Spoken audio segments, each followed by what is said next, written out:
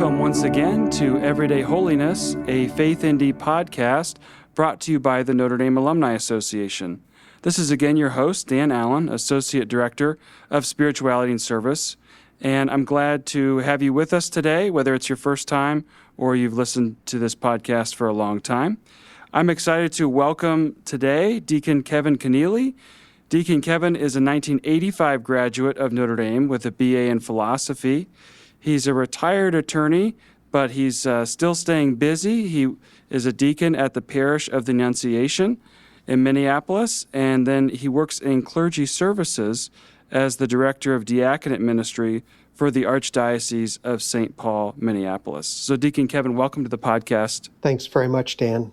I'm excited to talk with you today. You have a unique story and a lot to cover, but we'll start, as we always do, with your early life. Where did you grow up? What were some lessons of faith that you still reflect on now today?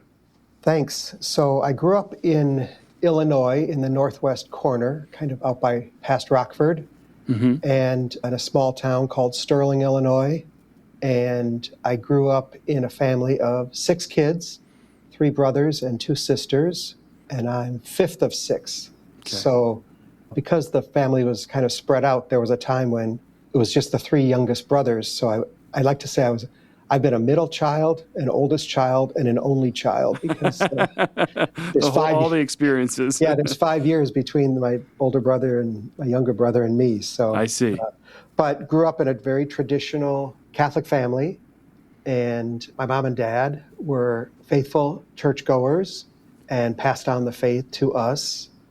I went to Catholic grade school. I went on to Catholic high school. There was an area Catholic school out where I lived.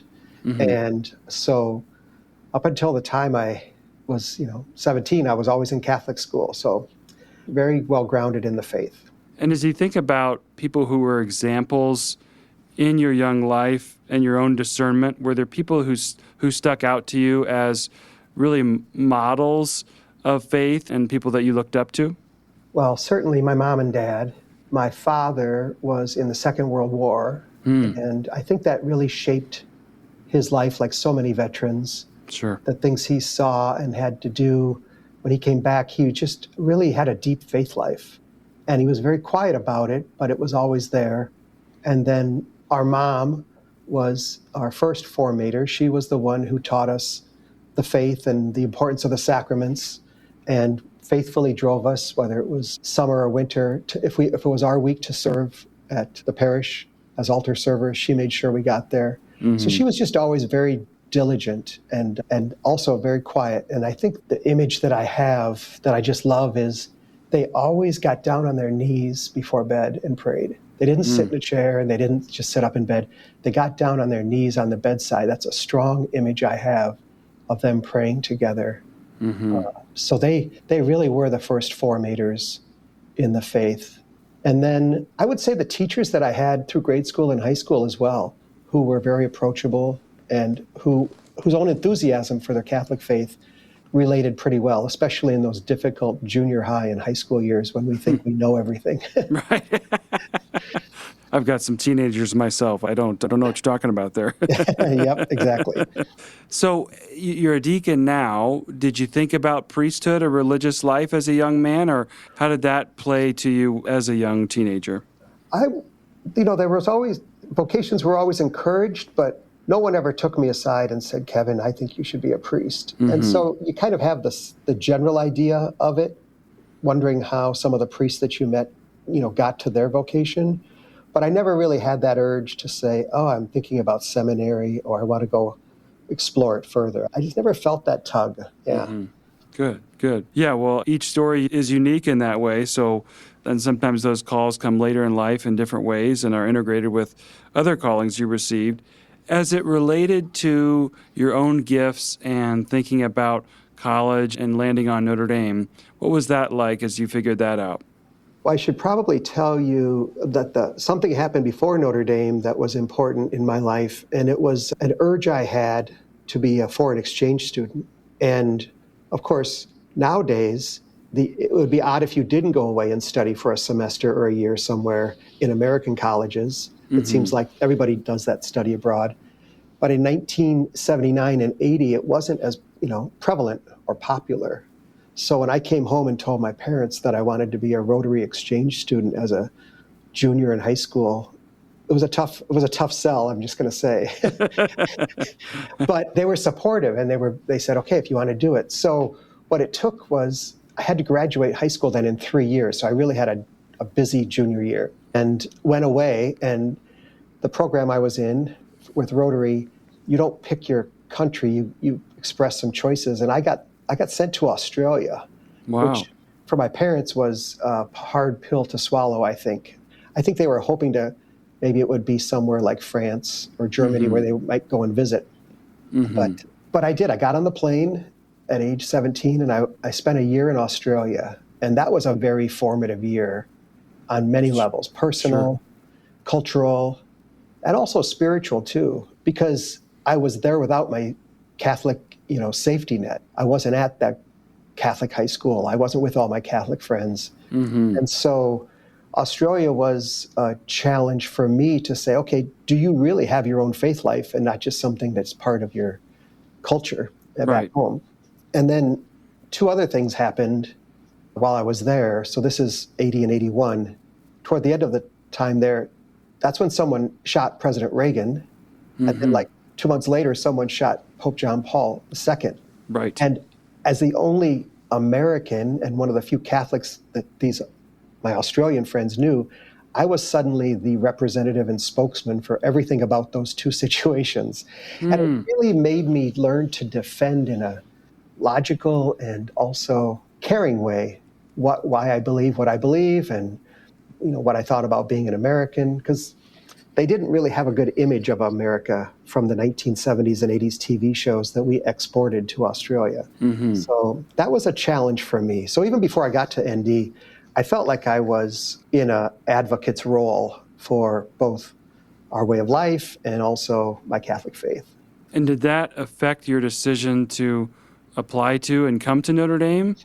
Oh, no. I've loved Notre Dame since a young age. My oldest brother went there from 70 to 74. Okay. So I grew up idolizing both him and the school he went to. And so for our family, we went to a lot of Notre Dame games on those football Saturdays over the years. So I grew up totally like every other young boy who was a Notre Dame fan. And it's funny, I had to apply for these colleges while I was away in Australia. And again, I'm old, so there's no internet, there's no fax machines. And so everything was done by mail and on paper. And so I did the applications to a few schools, including Notre Dame.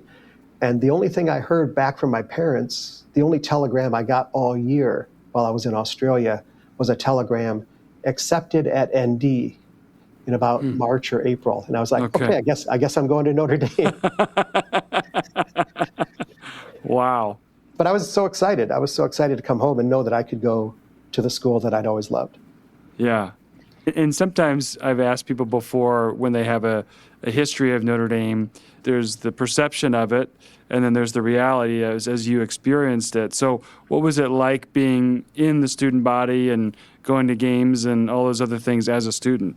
Well, Dan, remember the chronology. So that's 79 and 80. So I arrived in the fall of 81 with a new football coach named Jerry Faust. Yeah.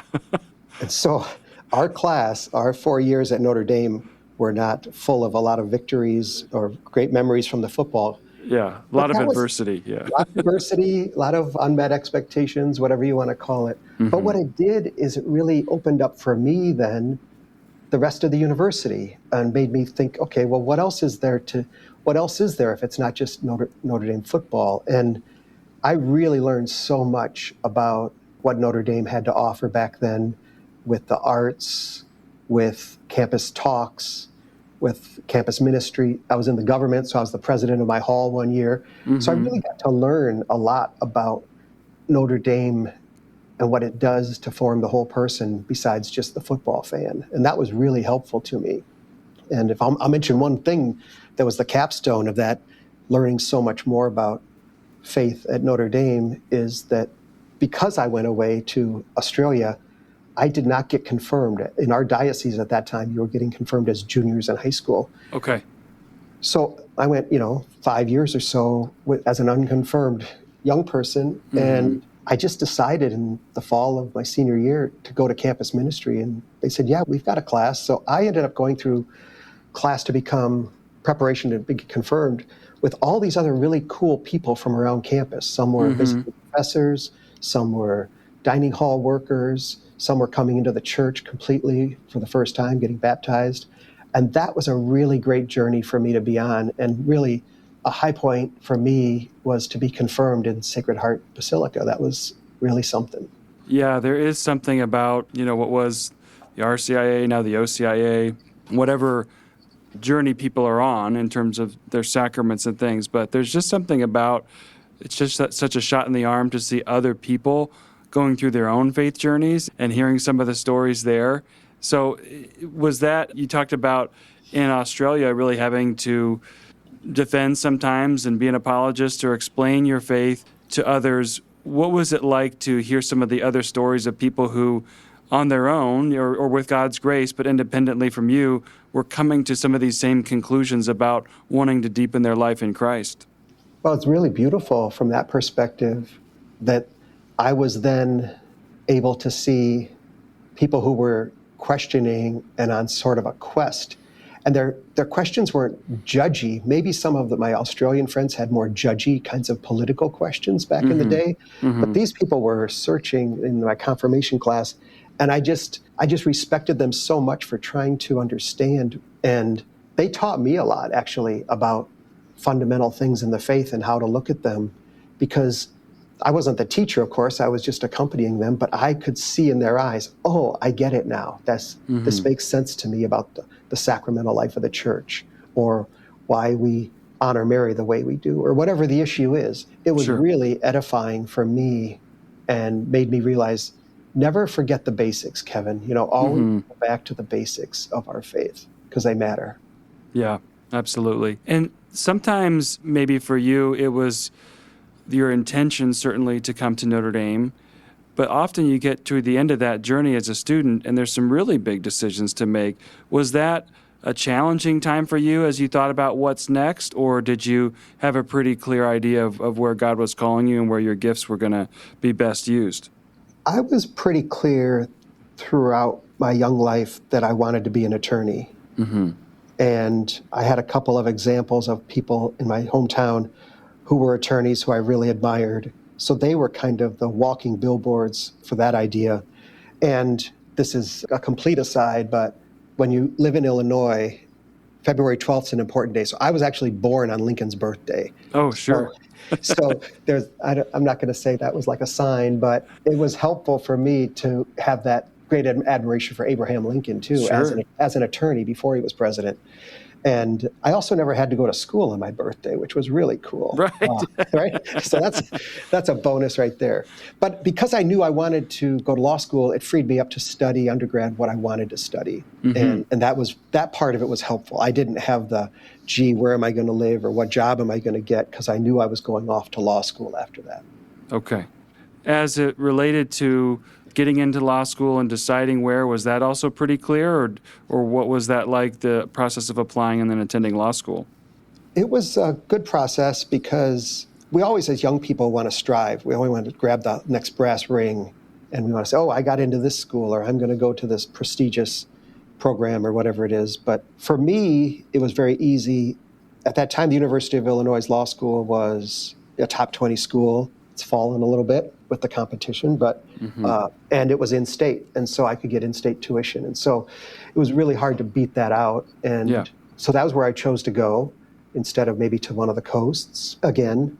And it was a great place. I got a great education, and for the first time, I went to a public school, and so that was also really eye-opening to me. And I felt, again, as I kind of maybe echoes of being 17 in Australia, okay, I'm in the bigger world now, and there are people who think differently and have lived differently than my Catholic upbringing in Illinois. So that was another great opportunity for me to learn about the world and study the law at the same time. And obviously, I know when you get into law school, well, there's lots of different ways you can go and different kinds of law that you can practice. How did you figure out where you were best suited in terms of the types of law that you ended up pursuing? Yeah, that's a great question, too. In general, they kind of divide you into transactional versus litigation, at least at the beginning of your law career. Mm-hmm. And I just knew that I always loved the idea of going to trial and advocating and digging into the facts. And so I was always interested in litigation, even before law school, and then had some success in the moot court program that kind of made me feel like I could apply my skills in an advocacy setting better than in a transactional or kind of counseling setting. So that's what I always focused on. And my whole law career, 37 years, I was always doing commercial litigation of one kind or another and advocating. So I really enjoyed that a lot. Yeah, good. Thank you. And you're also married with children. Give us a sense of that story of meeting your wife and some of those days. Thank you. Yeah, my lovely wife, Katie, we've been married for 38 years. Wonderful. And we're one of those stereotypical Notre Dame St. Mary's couples. She went to St. Mary's and graduated the same year.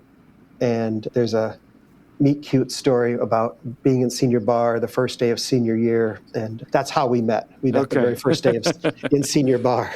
And so, but she stuck with me. And she was actually one of the smiling faces at the confirmation then in the spring. She came to my confirmation, which was a great blessing. So we were dating by then and trying to figure out where to live and how to live after school. And so we ended up getting engaged in law school when I was in law school. But Katie's from St. Paul. And so as I've come to learn, many people who marry people from Minnesota move to Minnesota. But I've never looked back. It's just been great for us up here. We really love it.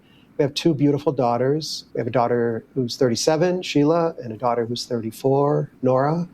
And we have two grandkids now. So we're doing the best job ever of being grandparents. Right. That's just a great gig. And I encourage everyone to become a grandparent someday. So yeah, that's been great. That's the family life. Yeah. And as it relates to, you mentioned, there's always the bit of the give and take in terms of we move from my discernment to our discernment and where are we going to live and what are we going to do. What were some of those conversations with your wife over the years, and how did you navigate when you weren't quite sure what was the best decision together? Yeah, thank you. I think that communication is the key in marriage, and much like tire pressure, you only really know when it's not perfect or not going well. You kind of know when it's out of round or a little wobbly. And so for the most part, if you love each other and you're good at communicating, those kinds of discernments go well. But if you're not communicating well, and I've been guilty of not communicating well many times, that's when I think it can go badly or there can be problems. But in general, we talk about what we both want and what's best for our family. And then we just try to give and take as much as we can. And through that communication, what I think comes out is there are times when one partner really needs his or her needs met in a very significant way, and the other one just gives, and that's got to be enough. I will tell you that I had a really demanding law career, and we just made the decision together that raising the girls, Katie would not try to work outside the home until they got to a certain age. And that was a huge sacrifice she made, but it was our partnership. And she didn't always see how hard I was working at the law firm, and I didn't always see how hard she was working with the girls and at home and in the community. But we just knew we were both working hard, and that was enough. So once you set on that course, I think it's easier, instead of each day saying, okay, did I give the right amount today? Or did I give the right amount? Or did you give the right amount? It's just more of a longer goal rather than a shorter goal. Yeah, sometimes that scorekeeping can become exhausting, and then resentments can build, and then you start to take things for granted. So I think that sounds like an environment of trust and communication was really key for both of you. As it related to, as you said, your demanding law career, that was where I was going to go next. How did you find some semblance of balance with time with family and living your faith and being successful in your career? Well, I wish I could say I did it really well, but oftentimes I failed badly, and then I had to kind of reset, right? Sure. So I would say that the model, and Katie's parents were great models of their Catholic faith. So Sunday was pretty sacrosanct, and that helped ground us to the rest of the week. So that was really helpful, that we always knew we were going to Mass as a family, and we were always going to celebrate the holidays, the Catholic holidays, in some way as a family. And that helped orient us for sure. The difficulty, I think, in even professional life like law, is you tend to flatten out all the hours. And especially now, I've seen with younger people, they make every hour available for the one thing, their job or their project or the internet. And they don't make all the hours distinct. And some hours, that's the beauty of what the church does, is it creates a calendar and it creates times of prayer that you can then orient to that, instead of, I know it's Sunday at 7 a.m., but I really want to work on this brief, or I really want to work on this presentation, instead of just setting it aside and letting Sunday hours be of a higher value than other hours. That's a really difficult thing to navigate as a family. I get it. I've seen it with young people, our own kids and other people's kids, as they try to navigate, where do all of our hours go? I think in professional life especially, you can flatten all those hours and say, well, I can trade them any way I want. And that's just not true. It's not healthy. Yeah, there's that certain sense of the Sabbath and rest, and that we need that, not only just for our own well-being and sanity, but for the relationships, because I think sometimes you can eat up all those hours and all of a sudden kids are grown and gone, and where did all that time go, as opposed to marking those seasons intentionally, as you said. So yeah. Thank you for that reminder.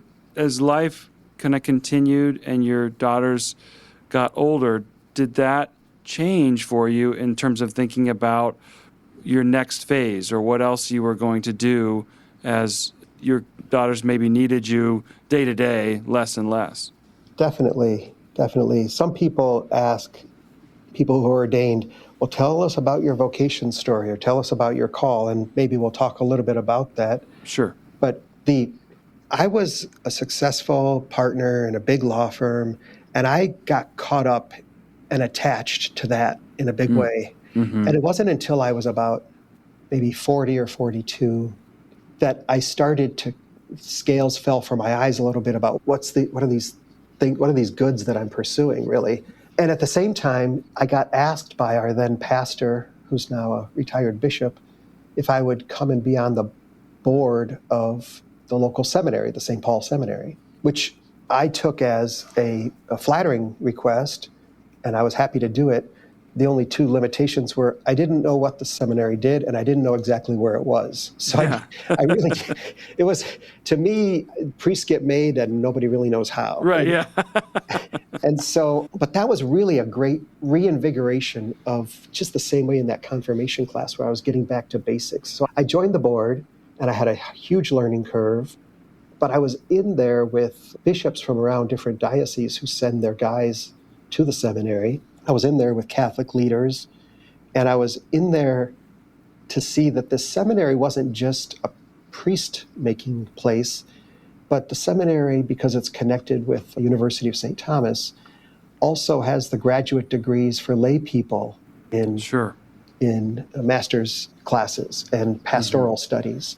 And it also had the Institute for Diaconate Formation, which is the program I went through to become a deacon. Right. And it also had other institutes, including a catechetical institute, which is a great way for lay people to just learn the catechism from the first chapter to the last chapter. So there were all these needs of the church being served in this place called the seminary. And that really opened up to me, maybe I should be paying more attention to how I can serve the church, because there are so many needs. So that was the first kind of really good refreshing of my faith life after law school, and just being a Catholic dad. And I was really interested in the people I was meeting and the mission they were on to bring joyful leaders to the church. That reminds me of my own experience here in our Masters of Divinity program at Notre Dame, that we got to study with some of the young men in the formation for the Congregation of Holy Cross, but also other laymen and women, people coming back maybe later in life for their education. And you just saw like this beautiful diversity of all these people trying to serve God and the church in some way, not always putting definitions on it right away, but, kind of discerning together. And then since then, seeing some of the wonderful ways that people have gone and how God's called them. So it's a really neat experience. When, for you, did it start to look like, well, maybe the permanent diaconate is something that God's calling me to? And just to echo what you said, by the way, if you walk into a parish center, that's what the parish center looks like too. Yes, there's ordained people, but there are a lot of lay people serving very important roles in every one of our parishes. And so that's why it's good to be trained together, because you're going to have to work together too. That's right. You got to get along. Yeah. All right. So the next chapter is not quite as sunny, but it's important, I think. Mm-hmm. In 2011 and 2012, the culture wars are being fought. In Minnesota, there was an amendment that was going to go on the Constitution, state Constitution. It was going to be voted that fall about the definition of marriage. Mm-hmm. And there was a big push, especially among attorneys, to defeat the amendment that was going to say it was marriages between one man and one woman. And it became a big political issue. But some friends and I decided that there had to be another side to this, that some lawyers were for the biblical sacramental definition of marriage. Mm-hmm. So we formed a group called Lawyers for Marriage, and we were vastly outspent and outmanned, but we stood up for what we thought was right. And that cost me inside the law firm, for sure. Mm-hmm. People did not want me advocating that side of things. But I really felt invigorated by it, and I felt like I was doing the right thing. And of course, the amendment didn't pass, but it was a pretty narrow margin. So not half, but almost half of Minnesotans agreed with us about the definition of marriage. Mm-hmm. And so then the next thing that happened is that the legislature here removed the statute of limitations for abuse claims of minors, and that quickly led the archdiocese to be sued over and over and over again by victims, and led to a bankruptcy. And that's where I got kind of my second chance to be a leader.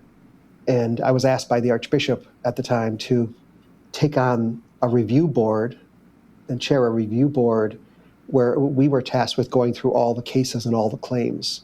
And not for a legal purpose, but for a ecclesiastical and review purpose to see if these priests were fit for ministry. Mm-hmm. And that was the question. Is Father fit for ministry based on this allegation or whatever happened? And that was 4.5 years of really difficult, hard work with amazing people, a great group of experts on that review board. And it really made me realize how precious the priesthood is and how damaged it was by this scandal, and how important it was to try to protect it. And in that process, I met some walking billboards of deacons who were involved with me in that work. So just as I met the examples of the lawyers as a young person, I met these deacons, and I just saw in their work and the way they carried themselves and their prayerfulness, I said, that's intriguing to me. I want to find out more about that. So now we're up to about 2016 or 18. And I just prayed on it, and I started to go to adoration, which I had never done before in my life, at a weekly adoration hour. And it was in that adoration that I just kept asking, Lord, what do you want me to do? And all I heard back was, my grace is sufficient for you, Kevin. You're going to find it. I'm not going to give you the directions to the seminary, but or I'm not going to put the application on your lap, but you're going to find it. And so eventually, after talking with Katie, we did go and see what it was all about and what formation would look like. And so it was really out of those two experiences, working as a volunteer board member at the seminary and then working on that difficult clergy review board, that I think that's how God led me to this idea. Mm-hmm. And you mentioned that there were these men who were really models for you of this and what the diaconate was, could be. When you experienced it yourself or went through formation, were there any surprises or unique things about it that you discovered during that formation? Oh, so many things. And one of them was the nature of being an ordained deacon. It's just different. It's sacramental. And it's not a certificate that you earn. It's not a office that you hold. It changes you as a person. They call it the indelible mark, right? That's placed on your soul at ordination. So the seriousness of the order of the diaconate got to me, but also this idea that God doesn't call people who have personal or intellectual gifts only. He calls the people he needs, and then he forms them the way he needs them. And in my case, I think those men I met happened to be people who were former professionals too. They had careers in business or accounting or medicine, and they don't have those anymore. And now they're working for the church. And so that was very helpful to me. But it also meant that the biggest challenge for me in diaconate formation was going to be detachment from my identity as a professional, from my identity as a high-earning person, from my identity in the social community and in my law firm. And so that scraping away who you think you are to find out who God wants you to be, there's a lot of scrubbing that goes on in that process, I'm just going to say. Yeah. Yeah, and I would imagine so. Sometimes we identify ourselves so much with our career. It's, where are you from? What do you do? And, you're married, you have kids, but what do you do is so definitive. And I imagine as you got into the level of partner and achieved a lot of success, that there was maybe even more stripping away for you than some others who maybe they came to the diaconate at the point when they were retired and already had made that transition or something like that. What was helpful to you in accepting the humility of what God was calling you to? I think one thing that was helpful was, I know it, was back to Katie and her support for me making this change. Because in some ways, I think we delude ourselves, like, oh, my family needs this level of commitment or income or whatever from my job. And she was very supportive of me exploring this and trying to figure out if this was right for us as well. So that took some communication. And we used to have a lake place. Well, now we don't have a lake place because we don't have the time for it, and it's an expensive thing. And that's okay, right? We miss it, but that's okay. And that's part of the scrubbing away that I guess I was talking about. But the other thing that helped was that I just desired God more than I used to. And so the more I was exposed to how much God loves us and loved me, that I didn't need to please him by being, this or that or having this or that on my resume. I was enough.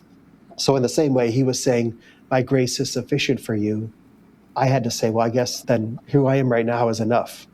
Yeah. Yeah, ultimately it's foundational. Like we're a child of God, in the sense of our true identity, and then that, our life plays out in various ways over the course of it. When it came to the point of ordination, give us a sense of that experience and how your heart was filled during those days. It was such a beautiful thing. Our class, a class of 23, we had 18 men who were ordained, which was a big number. Usually it's in the 7 to 10 or 12 range in our archdiocese. So 18, first of all, going through formation with them and becoming their friends in Christ was so great for us as a couple too. But on the day, to see that church just jam-packed with people who loved all 18 of us and who were there for us, and then to have all the deacons there and all the priests there, and to know that they were really celebrating this day with us. It was so beautiful. And then maybe you know about this, but for a new priest or a new deacon that gets ordained, their very first blessings are kind of a sacred thing. They a young priest might want to give his parents the first blessing. Right. And for me, it was so important to orchestrate that after the ordination was over, I had special handlers to get Katie to come over so I could give her my first blessing. Yeah, that's a beautiful moment that is pretty unique, I would imagine, within vocational life. Yes, and I got great advice about that. Make sure that you can do that because it's so important. And that person was right. It was a beautiful thing. And I just think the whole idea of celebrating ordinations, when we think about the amount of money we put into First Communion and marriages or weddings and things like that, it's wonderful to be celebrated for this sacrament too. Yeah, it's not something that too many people get to see, but those who do, it's like this beautiful secret, like, oh, you, it's a really neat thing to be part of it and celebrate with joy. Not only the men who are being ordained, but all the love around them that has led them to this point. I love hearing and seeing, just, you don't know all the details of everybody's story, but knowing that, God's love and grace is just permeating so many of those relationships. Yeah. And the other thing is the ordination rite itself is a beautiful foundation for what God's then asking a deacon to go out and do. And just as an example, I think we were talking about relationship and identity a little bit ago. And one of the themes that they had for us in our ordination class throughout formation was it's about relationship and then identity and then mission. And so many Catholics, so many well-meaning Catholics jump right to mission. What needs fixing in our parish or what needs fixing in society? I'm just going to go on a mission. And if you don't start from relationship with Christ and then let that be your identity, the mission will come to you. The mission will come from God and from the people around you seeing your gifts. But if you just decide, if I said, I'm going to be a deacon because I want to advocate for fill in the blank, then they shouldn't ordain me, right? They should say, well, you can do that without being a deacon, Kevin. Yeah. But it's that relationship, identity, mission, progression that remains so important. I think in every Christian's life, but especially for a deacon. Sure. And Dan, that plays out because I was getting back to the ordination rite. There's a point at which you kneel before the bishop or archbishop and they hand you the book of the Gospels and they say, believe what you read, teach what you believe, practice what you teach. And in that little trifecta right there, that's the entire diaconate life. And that's that relationship, identity, mission, progression. Yeah. And I think there's been a better understanding as more men are being ordained to the permanent diaconate and people seeing how it's distinct from priesthood or religious life, but has a real role to play in serving so many people in the church. As it developed for you, what was that crossing over point of retiring from your practice of law and entering into this next phase as a deacon? Well, I had a pretty quick wake-up call, or call to arms, maybe whatever you want to call it, because I was told by the Archbishop that he had something in mind for me that he wanted me to do for the Archdiocese. And so after ordination, I kind of wrapped up my remaining law cases in about 10 or 12 months. And then I went right to work for the Archdiocese, and that was great. And I really enjoyed the fact that I was going to work in a place where there was a chapel and there was daily Mass. And you might be surprised to know that my law firm did not have a chapel and daily Mass. Right. A little different. Yeah. So I really enjoyed that job, the job I had. And then the whole world changed for me on August 27th of 2025. Right. With the tragedy at our parish at Annunciation. And that then turbocharged the demands on me as a leader in the parish, but also as a victim of the shooting, not physically, but certainly spiritually and emotionally. And so the whole idea of, okay, what's my mission? Well, my mission was laid out right in front of me. And as it was laid out in front of me, the demands in response to the shooting in the weeks and months afterwards required every one of my former skills as a negotiator, as an advisor, as an attorney, as an organizer, as a networker. We relied so heavily on a network of Minnesota-based professionals to help us get through those first weeks and months. And so, in a strange way, God said, okay, this is what I have in mind for you, but my grace is still going to have to be sufficient. Yeah, it's just incredible to think about, because yours is not the normal experience of a regular new permanent deacon of, oh, well, I'll try this and maybe Father will let me preach every once in a while, or, they need some help with these other ministries. I mean, you were just thrust into this national and international spotlight with the shooting and actually being there. I know that story has been told in a lot of ways, and we all prayed with and experienced with it, with you all in our own ways. But just, can you take us a bit through that day, but also the aftermath of what you found yourself suddenly being called to do that wasn't at all on your radar?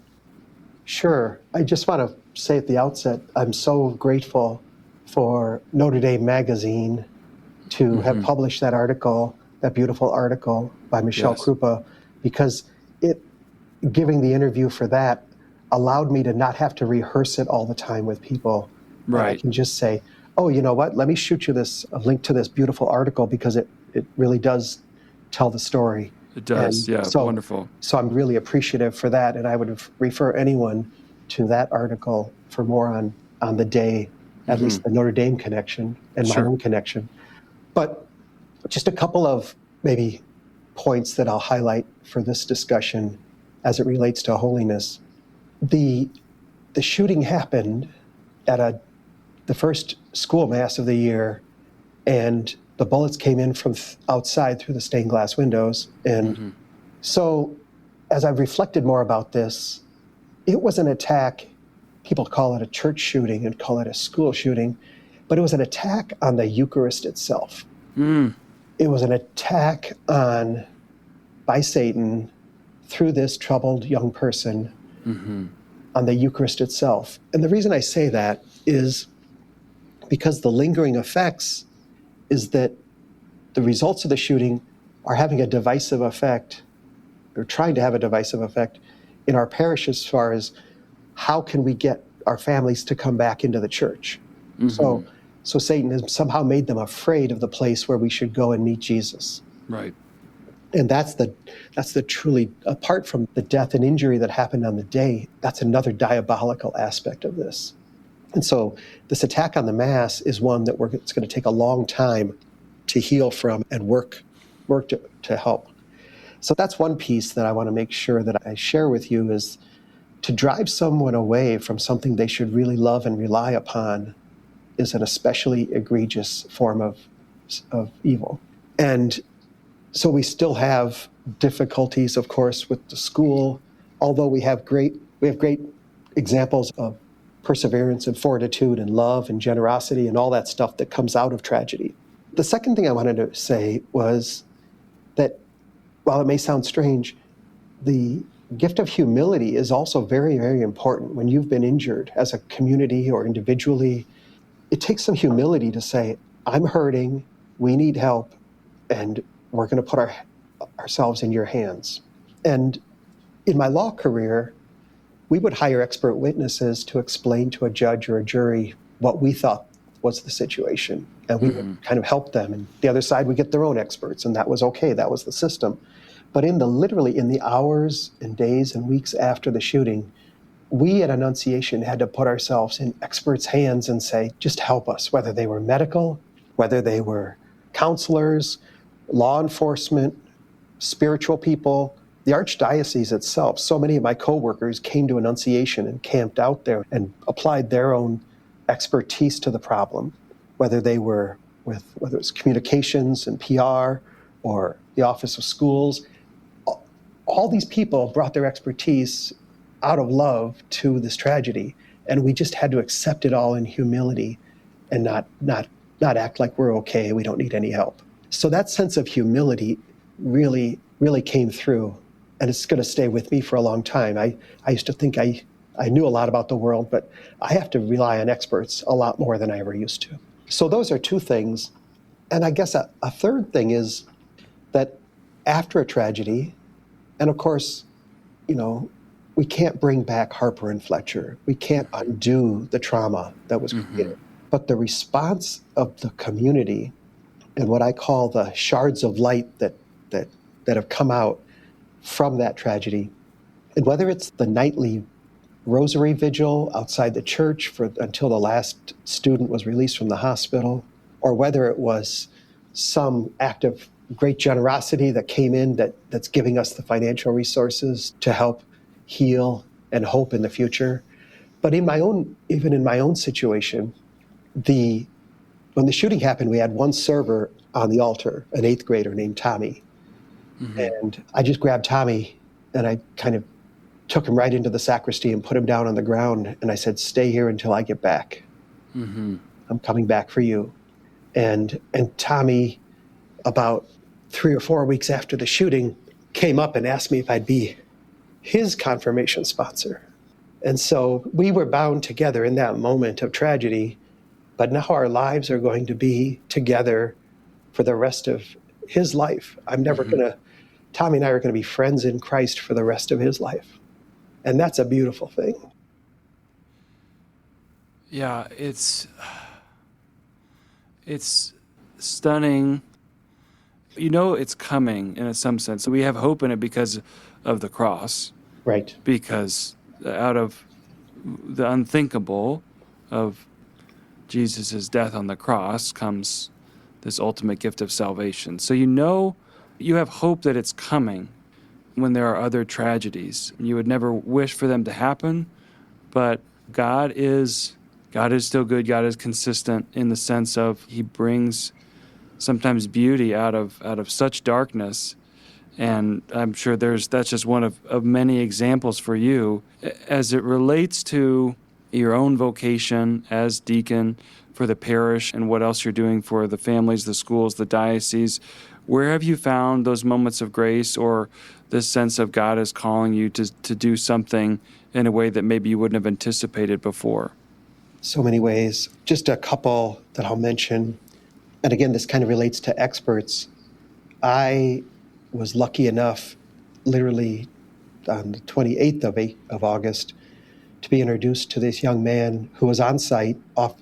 They were offering their counseling services, and he and I just started to talk. And he said, would you like to meet with me? And I said, sure. After we talked, he's a trauma counselor. Yeah. And so I became his client. And I met with him on and off probably five months every Wednesday. And so putting myself in his hands, his professional hands, and him helping me get through and process what had happened and being kind of a wounded leader and not forgetting that I had a role to play, he helped me so much. And that gave me empathy for anyone who needs help in their personal life, whether they're suffering physically, emotionally, mentally, and especially spiritually. There is someone to help you. And I think it's so important that we be on the lookout for where and how we can help others, either informally or formally, because there's a lot of pain and it's very hard to get through it all ourselves. And so that experience of having him as my counselor really made me so much more empathetic to the pain and suffering in the world. So that was a really helpful thing for me. And I think it's going to help me in my ministry too. Because when we're in more of an administrative role, we can feel a little more hard-hearted, perhaps, because we have to make a decision about something. But empathy for others and their suffering is something I'm much more equipped with now going forward. That's one thing. I would say another thing is that the world is the world. It's a complicated place, and we want to fix all of its problems. But the first way to fix problems is to recognize our role, whether we're agents or not, and just pray about it. Just go to prayer first. Prayer is the best form of preparation for action. And so being able to prayerfully consider something before you have to do it is so much more fulfilling. And maybe you realize, you know what, Kevin, you don't have to take that on. That's not a box of trouble that you have to pick up and move somewhere else. Yeah. And so just, again, have the humility and the trust in God to say, what is my role in this situation? And maybe it's just prayer. Maybe there's nothing we can do. And we certainly felt helpless and senseless and hopeless on that August 27th, but we don't feel that way now. Our parish is recovering, and it's growing, and it's striving. And that's a powerful message to me, that you have to kind of wait and pray before you start acting. Yeah, I always pray before I do this podcast, but I found myself praying more in anticipation of this one, because I just, even being distant from it, it's like you just don't know exactly what to say or how to say it, in the sense of being empathetic towards so many people who were touched by a tragedy like this. It was really interesting to me that you mentioned your time in Australia and these sort of monumental moments, shootings of President Reagan and John Paul II. And we know a lot of the aftermath of especially John Paul II and forgiving his shooter and all those things. Did you ever think about how that may have prepared you to be uniquely helpful in a situation like that you experienced at your parish at Annunciation? Not in a conscious way, Dan, so much, but actually telling it to you here again this afternoon kind of reminded me of it too, that the world has always been in conflict. There's always been sin, and being able to address it in a very formative time of my life, maybe that got me ready, more ready spiritually to take it on at this later stage in life, even though nobody ever wanted it, right? I don't want to. And then the other thing is, there are people who, we've met them since August 27th. They go around the country helping people who are in this situation. I wish they didn't have to go around the country. I wish it didn't exist. But there are people who specialize in helping communities impacted by gun violence. And that's a beautiful gift. Yeah, well, we give thanks for them and for you and for so many people who showed courage in the face of such tragedy. I mean, we could talk about this for a long time, but, there's been a lot of written about it, and I appreciate your perspective on it. I do want to turn a little bit towards the other aspects of your ministry. This director of diaconate formation and working for the Archdiocese. What has that been like for you? And, I'm sure this tragedy has informed how you help with the formation of other deacons. So anything that you'd like to share about that aspect of your ministry? Yeah, thank you. It's a fact that the church needs to be organized. And so one of the great gifts that the people that work with me here in the Archdiocese do is they help give the church and the parishes and the schools and the communities of our Archdiocese the resources we need to stay organized. And it can be as mundane as making sure we have the right names for the confirmation class. It can be having bylaws for the presbyteral council so that we make sure that it runs well. It can be so many things that could sound mundane and administrative, but there's ministry in the word administrative too. And so that's what I've kind of come to learn, is that my role is when deacons have to move around or from one parish to another, or maybe they're approaching retirement. We have to get them ready for retirement, which looks different than it does for priests. It's just different reality for deacons. Or, as we have coming up in December of this year, we'll have 11 new deacons, God willing, who will be ordained. And so we have to get them ready to start their diaconal service and get them assigned to the right parishes and ministries. So there's always something to do to keep the church organized. And that's, that can be a gift of the Holy Spirit, to have administration. And so I really enjoy that part. I also feel like a special affinity when our priests or deacons stumble in their ministry, or something needs to be addressed or fixed. And people are always happy to call the chancery and complain about something. And oftentimes it's real and it needs to be addressed. And so we take it seriously. But that's an example, I suppose, of not so much lawyering, but also getting to the right result and letting everybody have their say and be heard. And so there's just things like that. In a way I never expected. My legal mind is pretty well drawn to those kinds of activities too. And so I do love that. And that's been helpful to me. It's been very helpful to me to be able to see all the different ways our deacons are serving and the different ways that we have to watch out for. We have to stay organized and on the ball.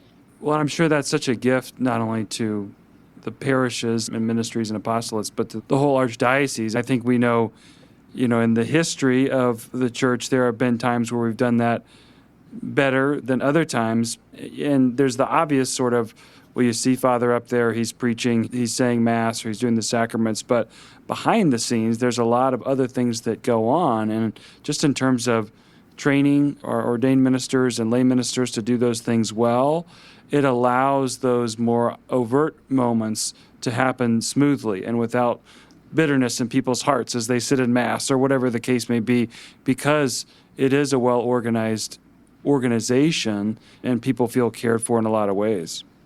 Right. And thank you. And we are the church, right? We are the church. It was interestingly this morning at Mass, I give the homilies usually on Thursday, and I spoke about how all the pronouns are plural in the Our Father, right? It's us and we and our, and not me and mine. And those pronouns matter because we have to care for each other and pray for each other. And that's what Jesus taught us to do. Yeah, absolutely. And I think when we think back on our lives or consider the present status of our lives, there's so many people who have been on that journey with us, praying to the Father with us on that journey to holiness.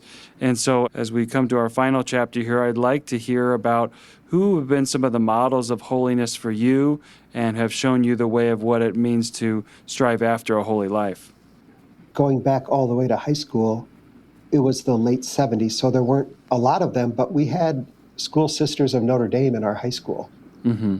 And so seeing those women and the humble and simple life they led, but also their great intellect and how they were smarter than anybody else in the class, but they never let you know it, right? And so they're just seeing someone who gives them their life to God like that. Those are examples of really dedicated holiness. And so that's an example from my youth. But I was in a small faith-sharing group with some men, and they, from our former parish, and we met at 6 a.m. on Thursdays, because nobody had a conflict on Thursdays. We were all clear. And those men, in a very real way, each in their own spirituality, really taught me something about holiness, and that is just openness to God's will in their life. And what I realized is that the conformity of your will to God's, that's holiness. And the closer you do it, the better. And it doesn't get easier to conform it the closer you get, but it becomes more meaningful too. And so for me, the more that I can do to conform my will to God's, it's just so helpful. And there's these prayers that are so well known, but I only learned about them once I started in formation. And, two of them, like the Suscipe prayer from St. Ignatius, right? Just take everything, Lord, everything I have. I'm just giving it all back to you, and then you give back to me what I need. Right. And how does it end? It ends, give me only your love and your grace, for this is sufficient for me. That's just that prayer by itself. And then there's a longer one, John Henry Newman's prayer for mission, where he just says, God, you've created me to do something, some definite service. I forget how it goes. But and then at the end, he just says, you know what you're about. And if we just let God be God, I think that's the way to holiness, regardless of whether it's a big decision or a little decision in our daily life or our seasons of life. It's that willingness to say, God, everything is yours, and you know what you're about. There, I just mashed up two famous prayers in one sentence. It's well said.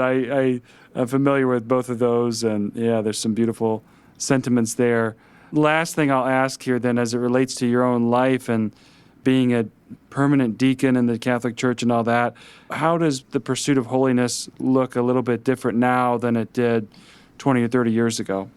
Well, there's a very obvious sign that if we were on video, you could see I'm wearing this gray shirt with the Roman collar.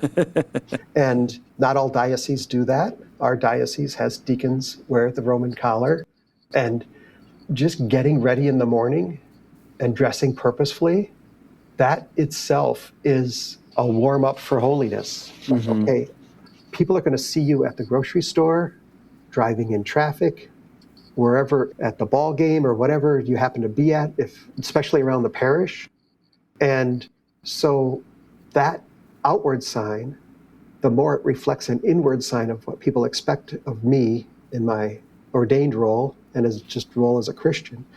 That's actually a really good example. And then the other thing, which also happens to be round and I wear all the time, is my wedding ring. And so those two, the collar and the wedding ring together, really urge me to holiness, because my wife's job is to get me to heaven and my job is to get her to heaven. And that's what our marriage is about. So those are two kinds of visible things that I draw upon. And holiness, we're gonna know it when we've missed too, and that's gonna feel bad. And that's what the sacraments are for. That's what reconciliation's for. So it's not you don't have to bat 1,000, but the more we conform ourselves to what God wants for us, the more we detach from what we think our image is, and the more we just open ourselves up to the needs that are all right in front of us, and the humility to accept help when we can't do it ourselves, I think that's a pretty good recipe. I would certainly agree. Deacon Kevin, thank you for sharing so much wisdom with us. Thank you for your openness to coming on the podcast and talking about some hard things, but also talking about some beautiful things. I know I've been certainly built up by this conversation, and I know so many in our Faith Indy audience will as well. So thanks for taking the time to be with us today. Thank you, Dan. It was my pleasure. All right, well, that concludes this episode of Everyday Holiness. As always, we invite you to subscribe, to rate the podcast, especially if you enjoyed it, to share it with others who might be touched by the stories that we're sharing. You can do that especially by signing up for our Faith Indy Daily Gospel Reflection at faith.nd.edu/signup. There we'll let you know about future episodes of the podcast, as well as our daily gospel reflection that we share throughout the year. Until next time, thank you for being with us. May God bless you all.